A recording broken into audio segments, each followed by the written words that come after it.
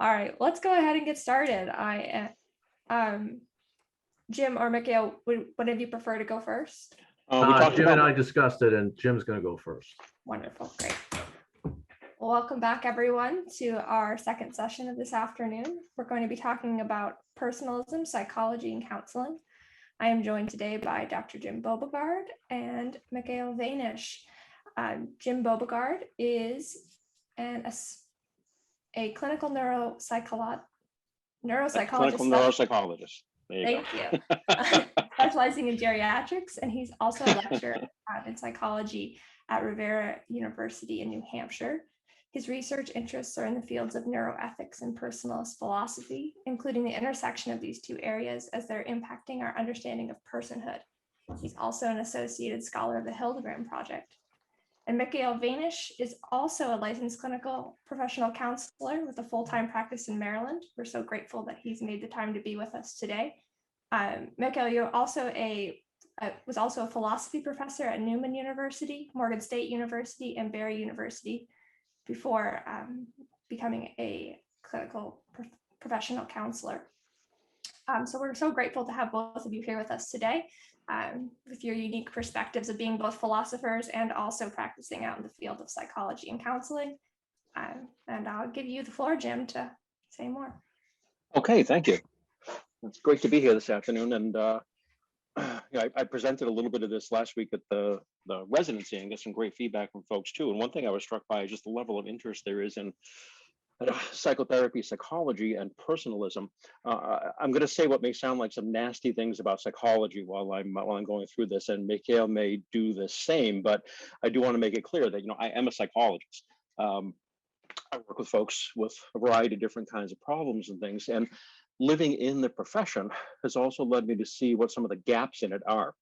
And really, for this talk, what I wanted to do was to ask the question, how might the work of Dietrich von Hildebrand inform a personalist psychology? And I'll talk in a minute about what I mean specifically by a personalist psychology, but I think there's quite a bit in his writing that can be brought into the field of psychology to enrich it. And so, just to be clear at the beginning, I want to make it clear, I am not trying to psychologize Hildebrand. So I'm not moving from Dietrich von Hildebrand, from psychology to Dietrich von Hildebrand, but rather in the other direction. What can he do to inform us psychotherapists in the work that we do? As I mentioned, I think there are a number of things and a number of ways that he can help us to do that.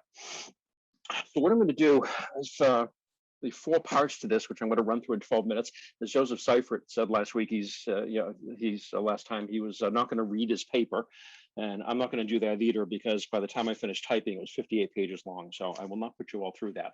I'm going to say 4 things about psychology. And this is with the goal of saying, how can Hildebrand help us? I'm also going to mention a Spanish psychologist and philosopher who I think also can be helpful.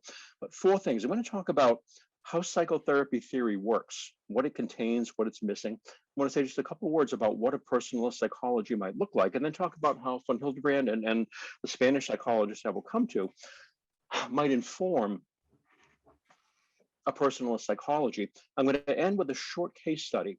In Morality and Situation Ethics, Hildebrand has a chapter that he titles The Pharisee. He's not talking about the first century religious figure specifically, but he's talking about a certain attitude toward religion and toward values. And I want to talk about that as a case study and look at it both from what von Hildebrand says from the moral perspective, but also what psychology might bring to it, and a more full-throated kind of personalist psychology. So that's where we're going.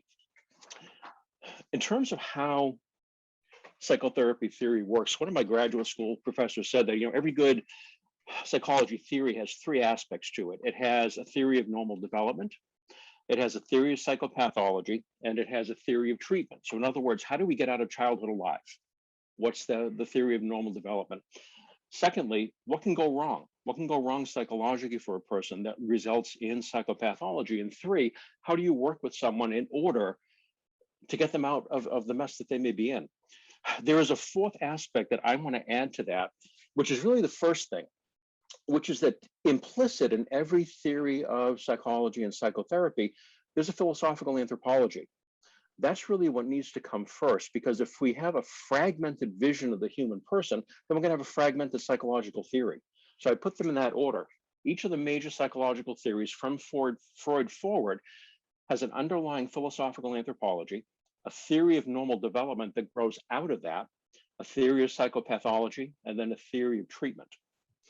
I'm going to contrast, just in very, very broad strokes, almost caricatures, psychoanalysis and behaviorism, because they kind of lend themselves to those characterizations, but just to make a point of how each of them approach these four fundamental questions of psychological theory. So first, a philosophical anthropology. Freud was trained as a 19th and then into 20th century physician. He was subject to the biology of the 19th century.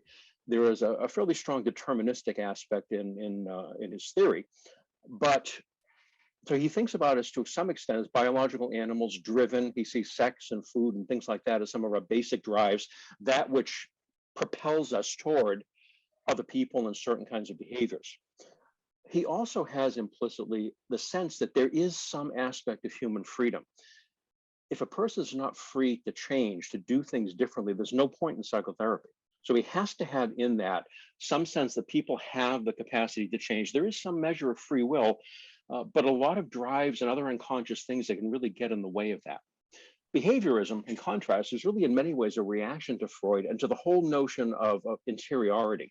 It's looking at persons from the outside, looking at specific measurable behaviors and working to change them. So even in deterministic aspects of behavior therapy, there is still some notion of freedom there.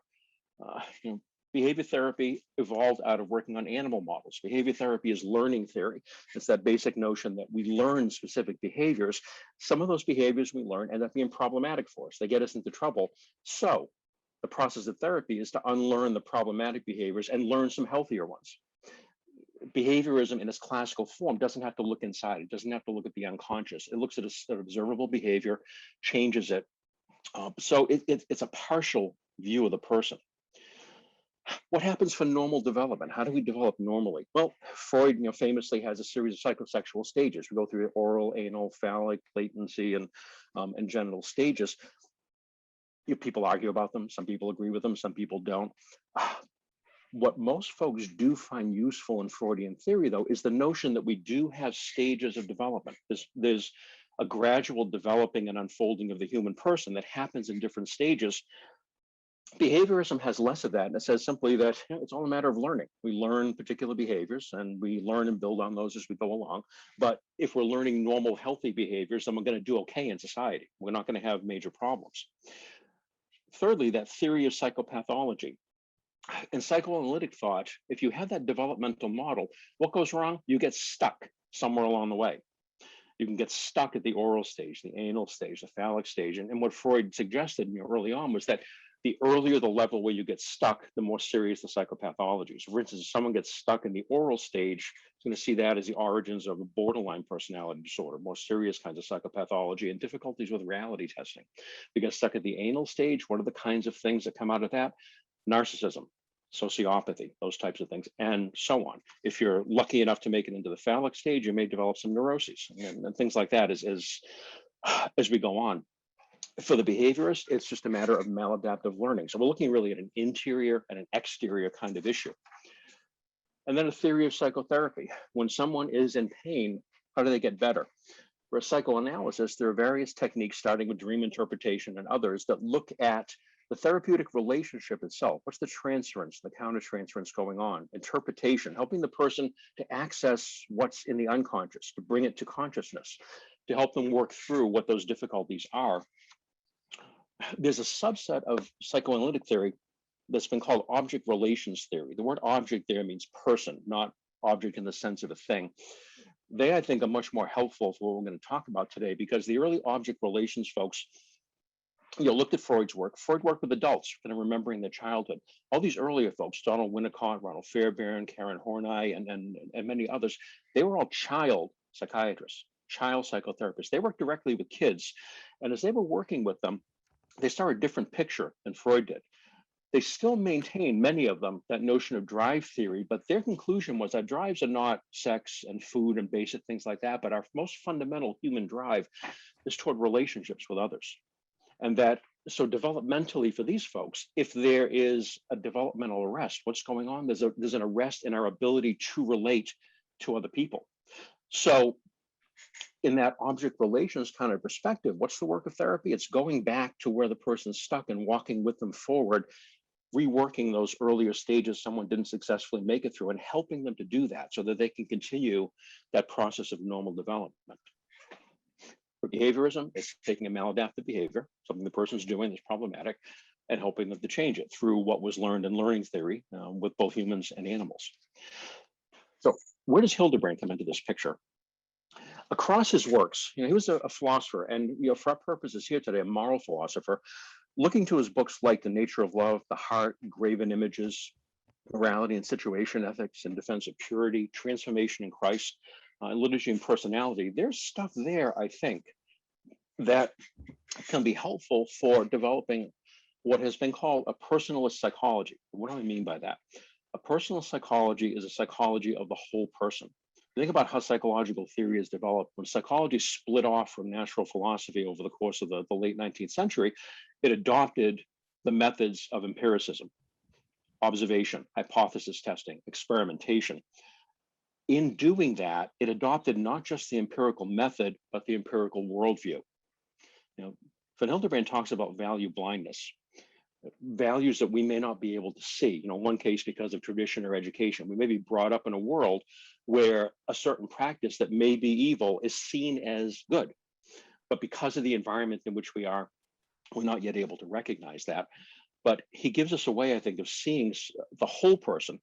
He's a realist. He's an anti-reductionist. So I think the first thing Hildebrand gives us is a way to receive the whole person. And for a psychotherapist, one, to see themselves as a whole person, and two, enter into a relationship with a whole other person. One of the practical things that means for personal psychology is including the spiritual dimension of person, both in the way that it's been talked about this week as those aspects of us which are not physical. But I also want to come back to what we might first think of as spiritual in terms of our relationship with God, the spiritual aspect of a person as the religious aspect. A lot of people don't want to go to psychologists because they think we're all atheists and they'll lose their faith and just kind of want to avoid us because of that.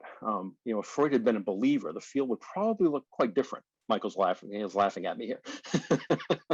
Things have gotten a lot better though over the course of the past 30 years. Yes, they have. Yes, they have. Absolutely. So what does Hildebrand first do? He gives us a vision of the whole person. One of the key things I think that can be helpful to a personalist psychology is his notions of human freedom and how a freedom works. He speaks very eloquently in the ethics, for instance, about cooperative freedom. When confronted with a choice, when confronted with a value or a disvalue, we can embrace it or we can reject it. We have the freedom to do that. He also speaks, importantly, about three different centers in the person. There is our free, loving, reverent, value responding center, the home for love, and there's pride and there's concupiscence. I'm going to suggest in a little bit that pride and concupiscence can be seen as sources of psychopathology. Also, Hildebrand has a great deal to say about love and about the nature of love. And I just want to put in a plug for this book, True Love by Joseph Seifert. It's a good introduction to Hildebrand's theory of love. It's a very short book. And I have Derek Jeffries to thank for pointing that out to me. So Derek, if you're out there, thank you, thank you, thank you. A personalist psychology needs to be a psychology that consciously acknowledges love and how important it is in human living. In terms of a theory of normal development, what does Hildebrand talk to us about? He talks about growth in love, about learning how to love well. He speaks in the nature of love about, how do we find out about love? Well, there's three different ways. We learn about love by loving someone. We learn about love by being loved, which is probably the one that comes chronologically first. And we also learn about love from observing other people loving each other. There's three different ways. Right there, you can stop and think about, okay, what does that take us into psychopathology? If someone is not having those experiences of love and connection and real love, they're not going to develop properly. They're not going to be able to form relationships. They're going to have a lot of trouble. Pride and concupiscence problematic in terms of the person standing against what is in their best interest. Hildebrand talks about the subjectively satisfying, is a kind of importance, the objective good for the person, and value. If someone is standing against value in some way, or if they're moving out of that center of themselves that is concupiscence, that's lust, that's seeking self-satisfaction, that person is going to have a lot of difficulty relating to others because they are essentially enclosed in themselves. What is done for themselves, and everything around you gets seen as something for me to use. I think there are some insights into psychopathology there from Hildebrand. Personal psychology, then, talking about the whole person, and especially that spiritual level of the person, spiritual knowledge, our understanding, our ability to think, to reason, to relate, the spiritual level of will, which is where freedom resides, and spiritual affectivity, which is where love resides. Our ability to engage with others using our body and all the other aspects of ourselves. Psychology is kind of developed looking at body and psyche, and those other two ranges of the person. You could measure those. Spiritual stuff is harder to measure. And, if you go to a more extreme kind of empiricism, you wind up with a vision that says, if I can't measure it, it doesn't exist. Psychologists sometimes have a hard time talking about love in a full-throated, genuine sense, and about how important that is for our development. So I think those are just some of the ways that Hildebrand can help us to think about a full-throated personal psychology that approaches the person as a whole, as an integral whole. In the Spanish-speaking world, this notion of a personal psychology is much more fully developed. There's a psychologist by the name of Jose Manuel Dominguez Prieto, I'm going to call him Dominguez because that's shorter to say, who has talked about a personal psychotherapy, and he has conceptualized psychotherapy as a kind of skilled accompaniment. He takes that notion of accompaniment from Pope Francis and says, what does it mean to be a skilled accompanier of a person? It means to accompany the whole person. It means to be open to all aspects of the person. So there's nothing that you don't focus on. And it means to walk with them. I've put a couple of quotes from one of his books that are translated there. And the one that I just want to mention is that he talks about accompaniment as a form of love. That I think is a different way of thinking about psychotherapy than much of what is out there in therapy in general. Let me just turn quickly to the Pharisee. Hildebrand talks about this person. He calls him the Pharisee. I picked them because the Pharisee represents something that is a real danger to all of us who are serious believers, in that we can start to look at our belief as making us in some way superior to others. My religious background and values and things maybe can be seen as superior to other people. What characterizes the Pharisee to Hildebrand? Well, it's a mixture of pride and concupiscence. We're thinking about someone, he does reference the parable where he talks about the Pharisee standing up in front of the synagogue and saying, thank you for making me the way I am and not like this poor sinner sitting behind me, feeling very much superior to the person. A Pharisee is someone who is typically very rigid in their religious values. Show matters a lot. Look at me sitting in the front row at Mass. Someone who, in the pride dimension of difficulty, uses religious values for their own glory. This is different from what Hildebrand calls satanic pride, which seeks the destruction of all values. So only Satan is left. But it's using religious values not in a value responding way, but to build myself up. There's a lot more to say about that, but I want to add just a couple of things. If we're going to look at the whole person, the whole Pharisee, there's that pride, there's concupiscence, there's also their hard-heartedness. The Pharisee, according to Hildebrand, does not know love and does not know mercy. They're closed in on themselves. They're moving out of pride and concupiscence. They're not moving out of their value responding center. Psychology has some things to say about that as well. Hildebrand approached this from the moral domain, and he captured things I think that are accurate, but it's not the whole story. Narcissism. And when someone is very fussy about appearance and rigid in their moral codes, people with rigorous consciences, they often have obsessive compulsive features about them as well. So there's some psychological stuff going on in addition to the moral stuff. The last aspect of that I think we need to include in the picture is neurobiology. There are studies done of folks who have narcissistic personalities, folks who have obsessive compulsive disorder. Their brains are wired differently in some subtle ways and work differently in some subtle ways. So in accompanying of the whole person, in the process needs to take all these things into account: the psyche, the spirit, one's relationship with God, the biology that's undergirding a mental illness and difficulty, and to walk with the whole person through that process. I'll stop there because I think I probably went over time, but let's hear from Mikhail now. Thank you very much. And let me grab the baton here.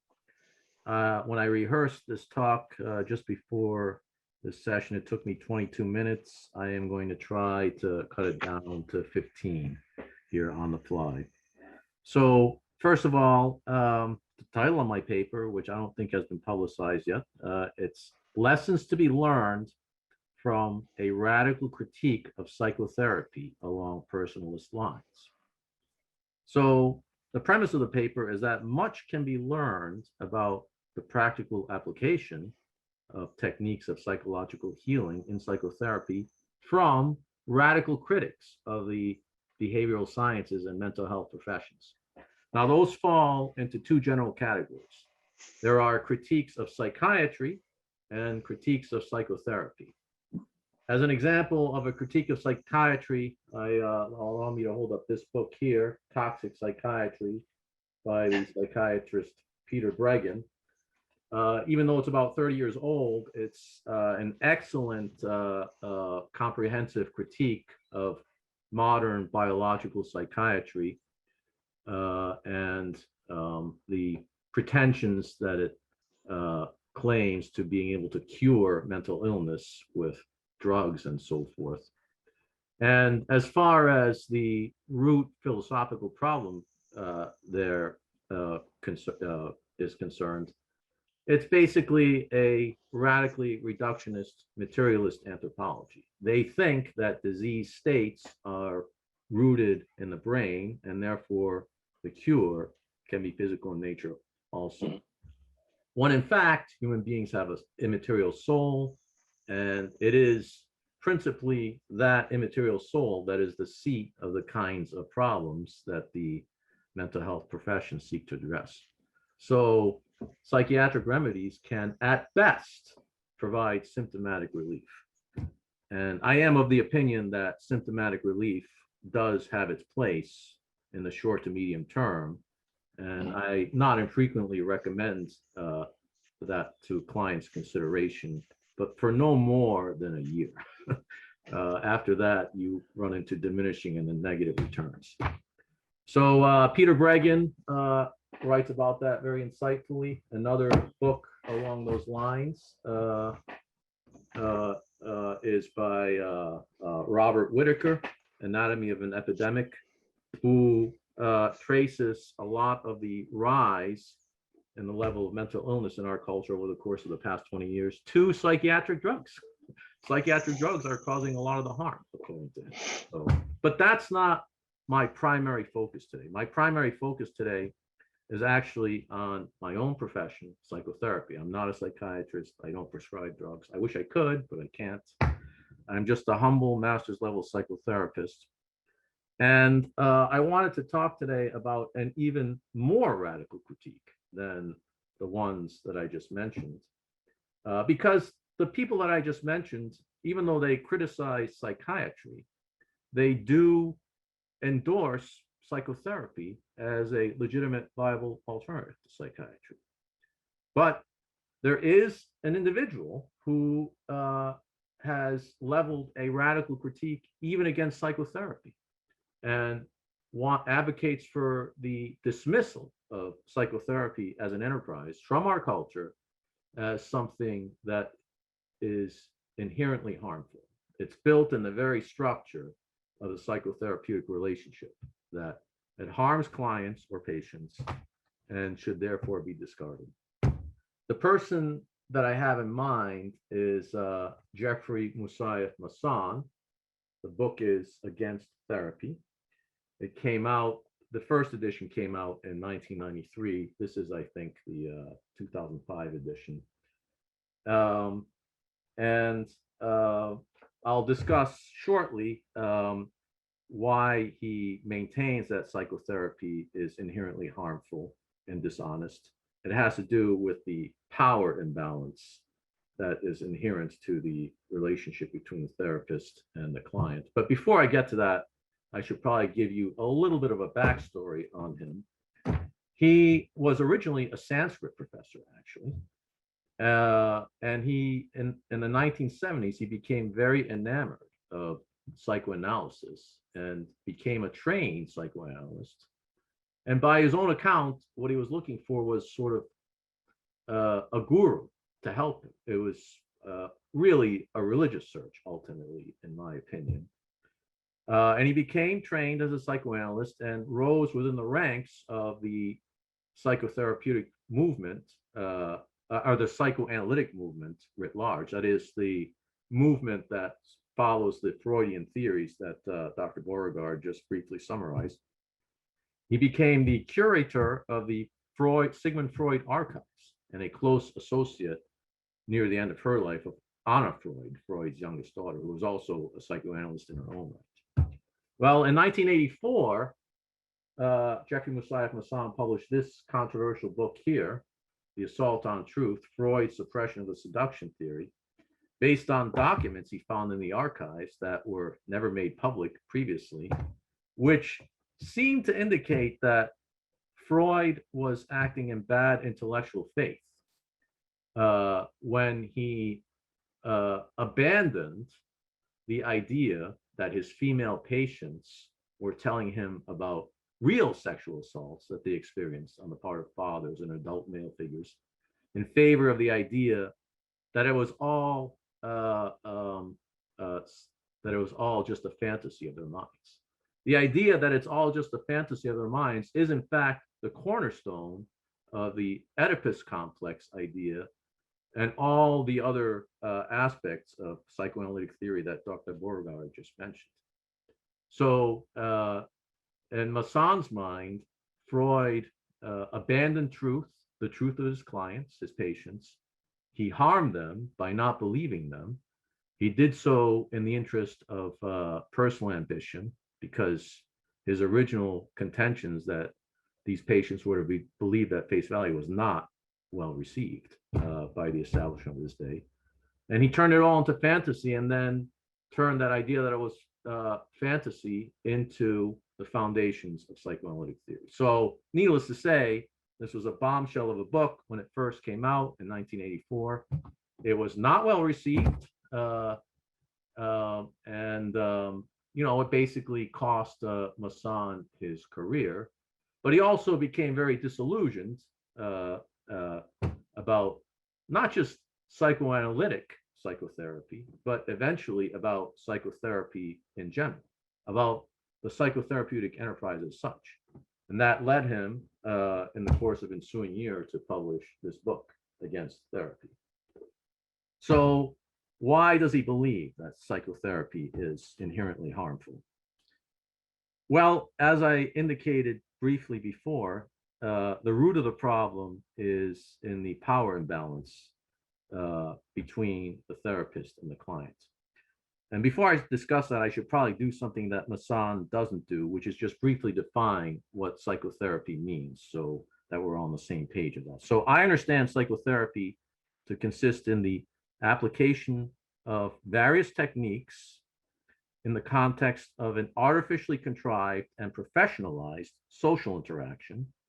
The application of techniques in the context of an artificially contrived and professionalized social interaction for the purpose of causing or facilitating psychic healing in the patient or client. Mostly these are verbal techniques, but not exclusively so. There's role playing and things like that as well. And it is an artificially contrived relationship. The psychotherapeutic relationship is an invention of modern Western civilization. It didn't exist really prior to Freud's time. Freud wasn't the very first person to work with a relationship of that kind. He had his precursors, but he was definitely the one who launched it into a major feature of contemporary and recent Western civilization. So now, why is that problematic as far as Jeffrey Moussaieff Masson is concerned? Well, it comes back to the inherent power imbalance.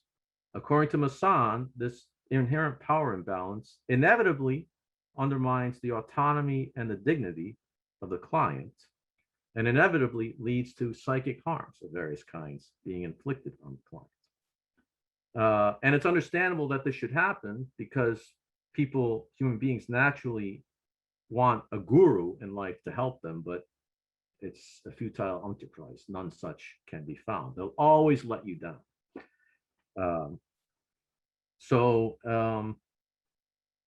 Now, what does a power imbalance consist in?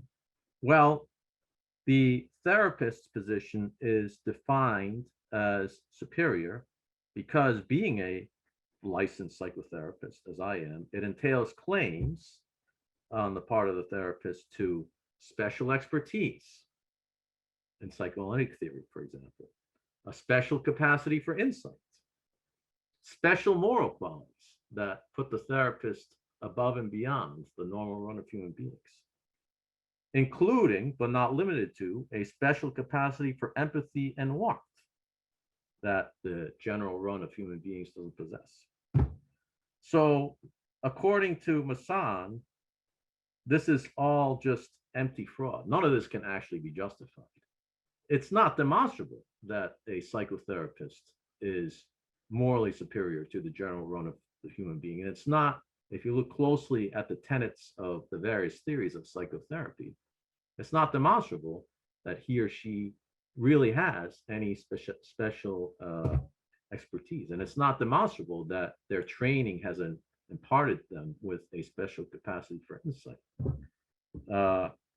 In other words, the whole professionalization of this particular class of people is based on a fraud, as far as Masson is concerned. What training actually does is to indoctrinate the psychotherapist into a professional identity that becomes a seat of unjustified power. So all those things, the claim of special expertise, special capacity for insight, special moral qualities, supposedly elevate the psychotherapist as superior. And then the client or patient, in turn, is inherently inferior. Why? Because, let's see here.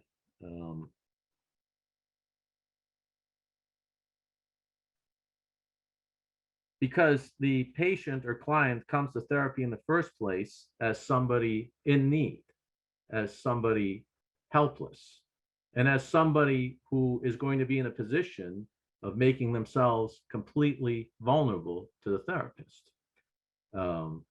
And the therapist does not in any way reciprocate that, because the therapist is supposed to guard jealously against any form of self-disclosure. Well, if you make yourself vulnerable to the other party in a way that the other party does not make yourself vulnerable to you, then you can very easily be victimized by witting or unwitting power plays on the part of the other party.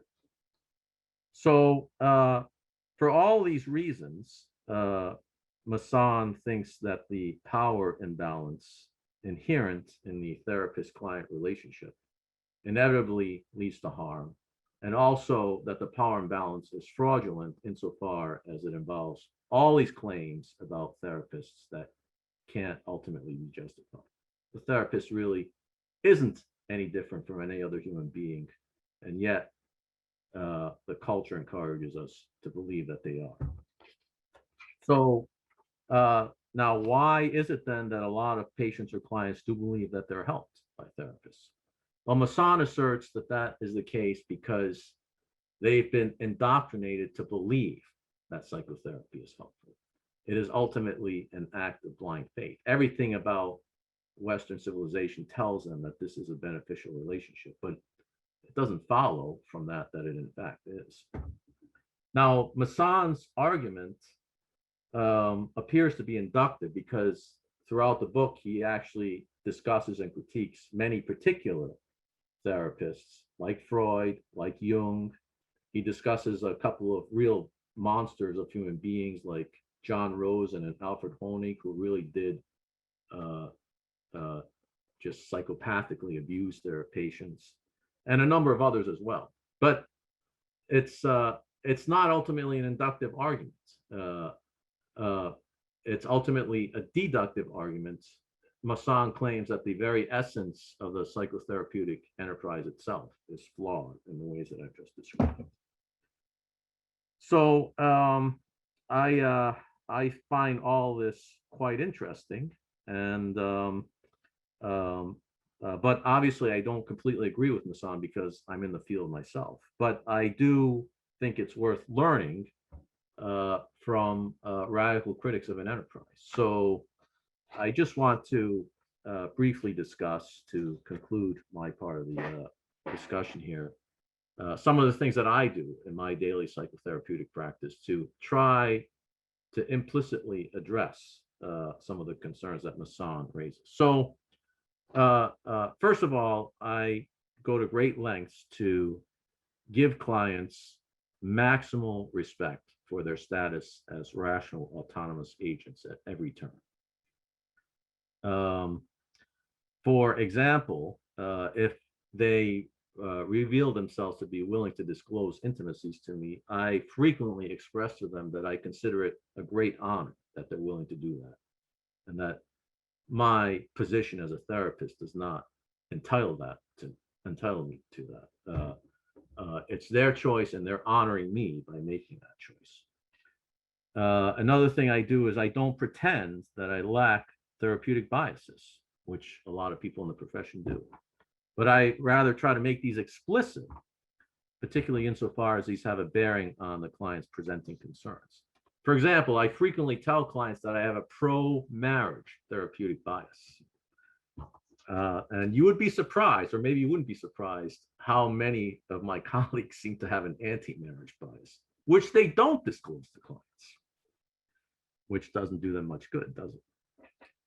I am frequently in a position of offering interpretations of my clients' inner lives and counsel on the basis of interpretation. And when I am, I try to make it repeatedly and explicitly clear to them, to the client, that he or she, the client, is the final authority on their own inner life, and that my interpretations are just educated guesses, subject to revision by the client. I also go to great lengths to demystify the therapeutic process, which is something that a lot of people don't do, by making frequent observations to clients about how a particular therapeutic intervention approach that I have in mind is supposed to bring about its effects. I want them to understand the process as well as I do. And I also try to call attention to possible causal relationships between what I've already done and improvements that the client has experienced. I also challenge the client morally and spiritually when, from their autonomy, they have given me permission to do so in clear and unambiguous terms. Because I think that moral and spiritual development is part of psychic healing. But you can only do that to the extent that the client gives you permission, though that's a sort of a cardinal rule of the secular psychotherapeutic relationship that Western civilization has invented. I also admit to therapeutic mistakes that I've made when I make them. I just did that recently with a couple that I've been counseling.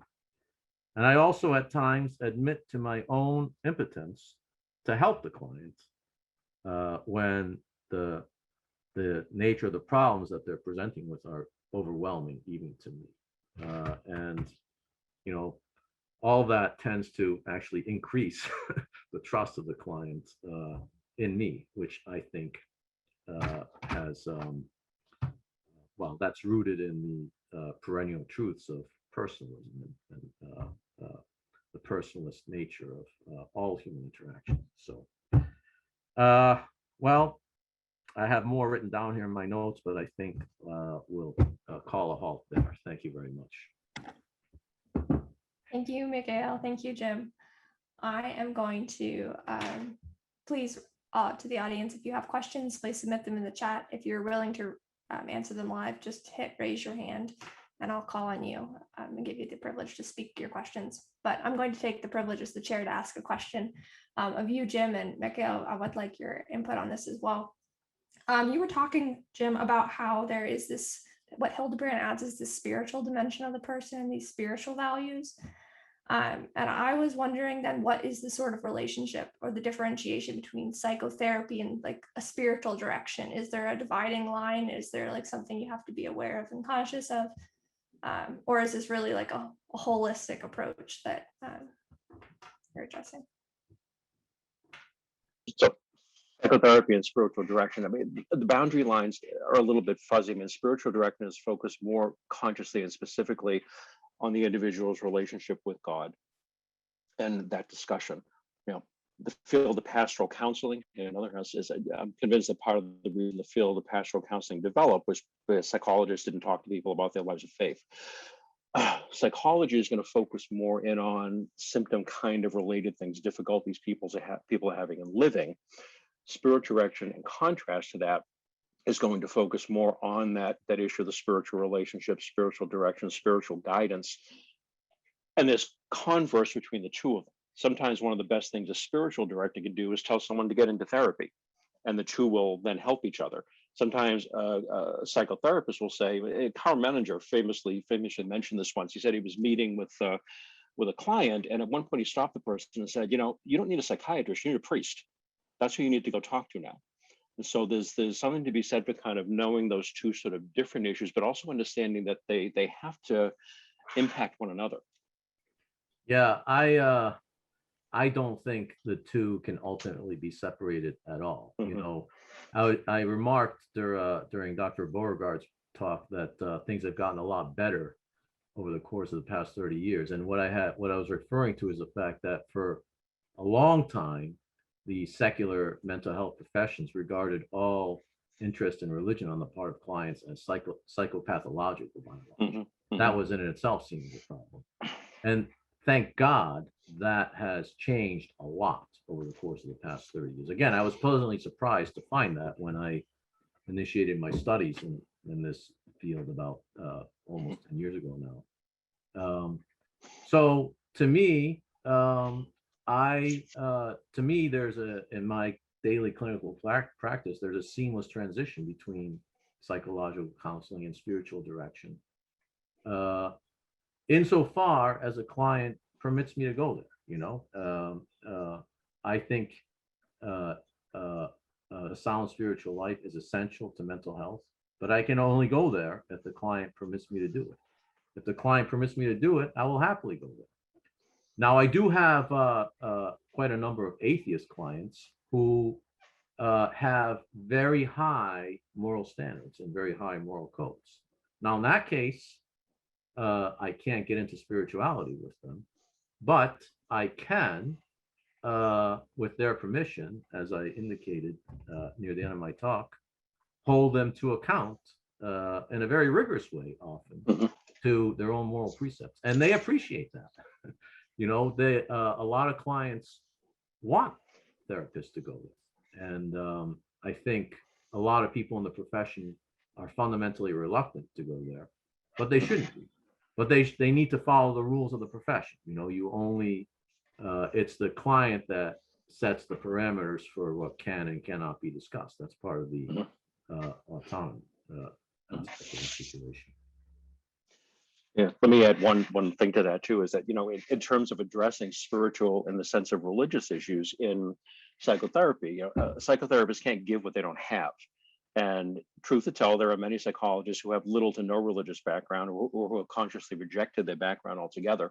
I'm part of the New Hampshire Board of Psychology, and they had a meeting scheduled on Good Friday.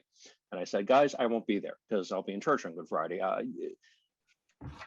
8 psychologists and other people in the room, nobody else knew it was Good Friday.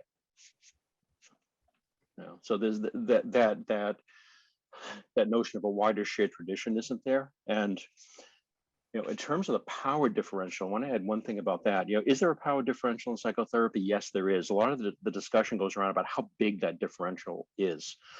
I think one way to think about that is, you know, every psychotherapist should read the short book that the Hildebrand Project puts out on humility, which I think is an essential virtue for a psychotherapist to have. You know, Michael, you were referring to this essentially, you know, all the way through this when you're talking about admitting when I make a mistake with a client, admitting when I screw up. You know, I really got that wrong. it takes a good solid dose of humility to be willing to do that, and for your client to know that you can make mistakes too, and it does in fact strengthen the relationship. Yeah.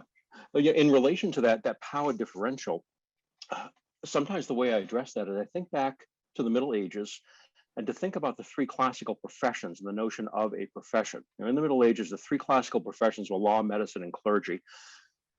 We're more in the sort of medicine aspect of it probably, but certainly with aspects of that clergy aspect. But what is a profession in terms of that power differential? Someone who entered one of the classical professions, they got into it through study, through apprenticeship, and with a specific body of knowledge and skills that created in that person and their activity a kind of assumed covenant with the community. They had this ability, it was for the service of the community. And with that knowledge and that power came enormous responsibility as well. This going through all this stuff and all the schooling and stuff, it's not about me, it's for the purpose of serving others. And I think when it's approached from that notion of service and with a good dose of humility, that the risks of the difference in power pretty much evaporate.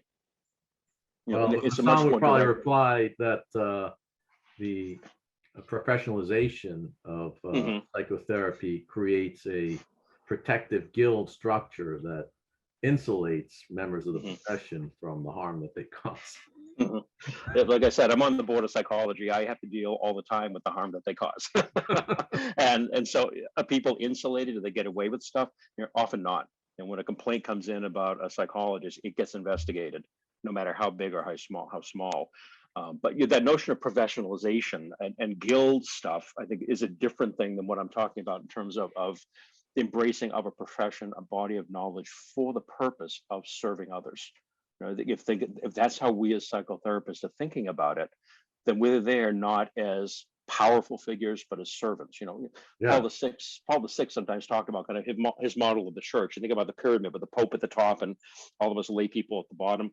He talked about how he sometimes flipped that over, and he referred to himself in the encyclicals as the servant of the servants of God. So I think there is a model in there for how taking all this knowledge and stuff that we have, but seeing it as proper perspective, that it's a power, but also equally a responsibility, and it's for service to others. Yeah. Are there particular theories or techniques that you would consider to be a personalist approach to therapy? I know you mentioned the accompaniment model, Jim. Could you flesh that out a little bit more about what that means? Yeah. So basically the personal psychotherapy that's being written about in the Spanish-speaking world doesn't necessarily add technique, but it puts it in a different context. One place where it does make a real difference is in the first session, the initial encounter, and in the first few sessions, where during an initial clinical interview, when you're finding out why someone has come to see you, it broadens the kind of questions that a psychotherapist will ask. Tell me about your religious background. Tell me about your faith. As Mikhail said, if someone's willing to talk about that. But I always ask about it, I almost always ask about it, and so do I. Yeah, make a determination based on what's said about how to incorporate that in something. Right. If they do this to you, then okay, you don't talk about faith. But most people are very interested in talking. I mean, even atheists have an intuitive recognition of the idea that your orientation towards spirituality and religion is very important. Which is in contradiction to the stance of the profession at large until 30 years ago, where it was just designed. I find still to this day that when I ask people about their spiritual life and their faith life, they're surprised, because they didn't expect that to be brought up in a psychotherapy session. And surprising in a refreshing way. And they just kind of like, oh, well. They're refreshed. They find it refreshing. Yeah. And oftentimes opening that door, you just open a little crack and see what happens. And if the person walks through it, then my understanding is going to be much richer, much deeper, and it's going to see them more as a whole person. I'm not leaving aspects of them outside in the waiting room. All of them comes in, all of them's there. And they themselves intuitively grasp that too. And it creates the opportunity to talk about faith in a psychotherapy session. And I can share some of my faith. They share theirs. And, there is that kind of clinical issue about how much self-revelation does a therapist do. And that's going to vary from person to person, by the age of the client, by the context and things. But sometimes that is a wonderful way to make connections, to let someone know, yeah, I get it. Yeah, I do get it. it is an artificial relationship. It is defined by clear rules that are often implicit but well understood on a broad basis. Mhm. And it's not a friendship. So one of the reasons why self-disclosure is discouraged is because you don't want to create a dual relationship Mhm. that is both a friendship and a therapeutic relationship. That the two relationships work against the dynamics of the two relationships work against each other. So Right. you have to be disciplined as a therapist and refraining from self-disclosure. The rule is that you should only do it if it advances a specific therapeutic aim. And even then, it's hedged about with caveats. And I think that that is a sound way of approaching it, um, because it is the therapist's job to be disciplined in maintaining the integrity of the therapeutic relationship. Mhm.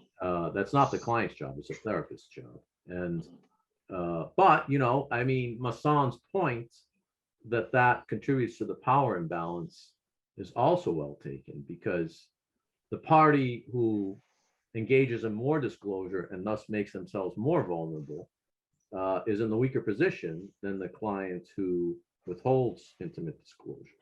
So that it's hazardous, but it is the correct approach, I believe. Mhm. I think we have time for one more question. John Henry, did you have one that you wanted to pose? Oh, you're muted. Thank you, Catherine. This is a question for both of you that builds on the question on accompaniment, and maybe lets me just bring into the conversation the psychologist and psychotherapist Conrad Bars. And I want to mention him sort of under one aspect in particular, which is that, his famous idea is the idea of deprivation neurosis, right? Which is this idea that due to the lack of love, particularly at critical developmental moments, a person can experience all sorts of psychological and spiritual and emotional problems, and that precisely in a therapeutic relationship, what he calls affirmation therapy, the therapist plays this role, again, under, not to use the word artificial, but under strict, or at least structured, in a structured setting, that there is this this idea that the therapist can be a critical source of that kind of love and affirmation. So it's a very specific model of love. I think it's often associated with a kind of, sort of radiating of God's love for us. So it's not, meant to be in any way confusing. So I'm not so much interested specifically in the therapeutic model, or whether you all think it works. I've known of people who've benefited a lot by it. I'm more wondering what you think about this identification of a wound from lovelessness, love withheld, love corrupted, and whether, I mean, obviously, again, that can spill out into the whole person. If we're speaking about a personalist psychology that thinks of the whole person, obviously that can spill into someone's moral life and into their social life and their relationships. But I wonder, from a psychological point of view, how. And it seems very personalistic. I mean, after all, John Paul II is famous for saying the only adequate response to the person is love. So if you take that as a kind of first principle of personalism, it would make sense that the loss or the lack of love during critical moments of development would create these deep wounds, and also that finding ways to affirm the goodness of the being of the client or the patient would be critical. Well, I don't think there's any question that is at the root of many a mental health problem, but I think that the range of problems or wounds that are experienced in early childhood or growing up, or even at critical vulnerable phases of adulthood, go beyond just that. I use an approach a lot in my clinical work called schema therapy. And a schema is basically a set of psychic distortions of having very particular contours that are caused by traumatic and difficult events from the past. And within the context of that therapeutic approach, the schema in question would be emotional deprivation. But there are others as well that are more rooted around abandonment, which is not the same as emotional deprivation, or abuse and mistrust. It's a question of identifying the exact nature of the wounds caused. So I would say that what you say is valid, but only for a particular class of clients. And the wounds in question, the psychic wounds in question, need to be considered from the standpoint of a broader array of diagnostic categories. And I find, schema therapy to provide, a very useful set of definitions for that purpose. Thank you. Schema therapy is it's an outgrowth of the cognitive behavioral tradition. I wish I had the schema therapy practitioner here. I don't. Otherwise, I would. It's a very interesting reply, Michael, and I appreciate the point that you can't speak so generally as not to identify these different types of wounds and abandonment and emotional deprivation. But let me, as I'm sure Jim has something to say here, let me sort of throw it back to the anthropology question. If we say that psychology needs to be based on an adequate anthropology, and if we think of the person not just in the idea that there's this rich and multidimensional dynamic being that all of us are as persons, but if we think of the adequate responses, among persons, which include many things, it's not just reducible to love in some narrow sense. There's clearly respect and regard and fairness and so on. So I mean, there are all of these ways in which we adequately respond to persons. But it seems that particularly for critical growth and development, coming into our own, developing a certain kind of confidence in the world, that love is a critical sort of nourishing source of nourishment or light that in which we grow and thrive. So I'd be interested to know what you think about this sort of anthropological terms, Jim. Sure. I want to respond to that and to a couple other questions that I've seen there in terms of asking more about accompaniment and things like that. I want to let folks know there is a new personalist resource available online now, Internet Encyclopedia of Personalism, that I and a number of other folks have worked on. I typed in the website there. It's www.personalism.info. There is a long article there on personalism, per se. I will be posting there an article on personalism and psychotherapy, where some of these things, I'll be able to say a little more than we can in the time we have here.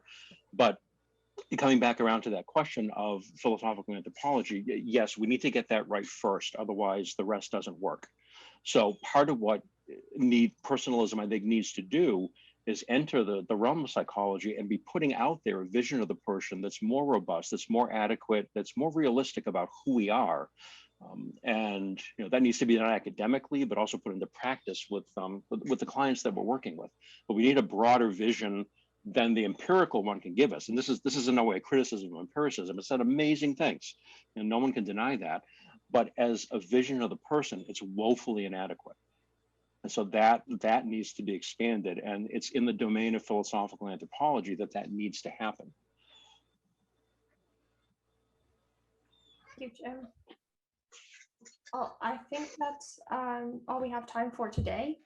I want to remind you all that we do have a closing panel with all of our panelists from this week on Friday at noon. So be thinking of your questions as we move through, as we go into this evening. If you still have lingering questions that have been unanswered either this session today or in previous sessions, please do shoot me an email with those questions. I'll compile them and send them out to our faculty, and we'll try to get more thoughtful answers for you then as well. So keep that in mind as we move through today and tomorrow. We will begin again tomorrow at 10 a.m. And I look forward to welcoming you all back again then. Thank you much. Thank you, Jim. Thank you, Mikhail. Thank you.